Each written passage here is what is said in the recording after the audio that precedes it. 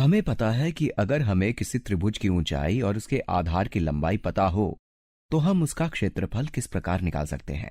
उदाहरण के लिए, अगर इस त्रिभुज के आधार की लंबाई b और उसकी ऊंचाई h है तो इसका क्षेत्रफल 1/2 गुणा आधार गुणा ऊंचाई के बराबर होगा। अगर हम आधार को 5 और ऊंचाई को 6 के बराबर लें तो इस त्रिभुज का क्षेत्रफल 1/2 गुणा 5 गुणा 6 यानी कि 1/2 गुणा 30 यानी कि 15 के बराबर हो जाएगा। अब हम ये समझाएंगे कि अगर हमें एक त्रिभुज यानी ट्रायंगल की तीनों भुजाओं की लंबाई पता हो तो हम उसका क्षेत्रफल यानी कि एरिया किस प्रकार निकाल सकते हैं। हमें यहां एक त्रिभुज दिया गया है जिसकी भुजाएं ए, बी और सी हैं। हम इसका क्षेत्रफल हेरोन्स सूत्र यानी कि हेरोन्स फॉर्मूला का उपयोग करके निकालेंगे। अगर आप हेरोन्स फॉर्मूला यानी कि हेरोन्स सूत्र को सिद्ध करना चाहते हैं तो आप पाइथागोरस प्रमेय और बीज गणित का उपयोग करके इसे सिद्ध कर सकते हैं, लेकिन हम इस वीडियो में आपको सिर्फ हेरोन्स सूत्र बताएंगे और समझाएंगे कि इसका प्रयोग कैसे किया जाता है। मैं आशा करता हूं कि आपके लिए इसे याद रखना आसान होगा।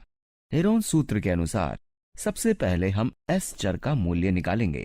s निकालने के लिए हम त्रिभुज के परिमाप को 2 से विभाजित करते हैं, यानी कि a जमा b जमा c बटा 2।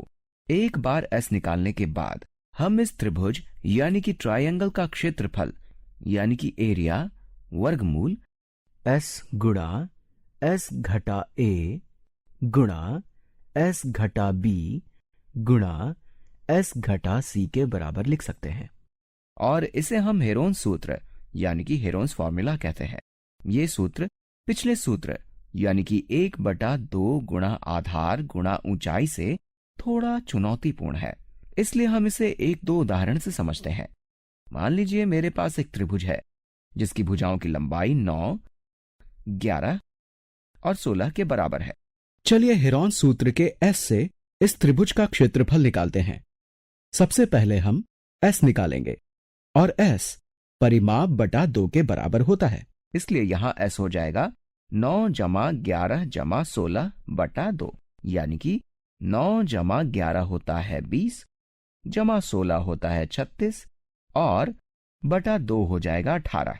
अब हम हेरोन्स सूत्र का प्रयोग करके क्षेत्रफल निकाल सकते हैं और वो हो जाएगा वर्गमूल s 18 गुणा s घटा a s घटा 9 18 घटा 9 गुणा 18 घटा 11 गुणा 18 घटा 16। अगर हम इसे हल करें तो ये 18 गुणा 9 गुणा 7 गुणा 2 के वर्गमूल के बराबर हो जाएगा। हम इसे 18 गुणा 2 यानी कि 36 गुणा 9 गुणा 7 का वर्गमूल के बराबर भी लिख सकते हैं।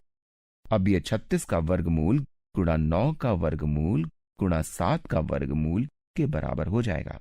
36 का वर्गमूल 6 होता है और 9 का वर्गमूल 3 होता है। हम ऋणात्मक वर्गमूल नहीं लेंगे क्योंकि त्रिभुज की किसी भी भुजा की लंबाई ऋणात्मक नहीं होती, तो ये 18 गुणा वर्गमूल 7 के बराबर हो जाएगा। इस प्रकार आपने देखा कि किस प्रकार मिनटों में हेरोन्स सूत्र यानी कि हेरोन्स फॉर्मूला का प्रयोग करके त्रिभुज का क्षेत्रफल यानी कि एरिया सरलता से निकाला जा सकता है।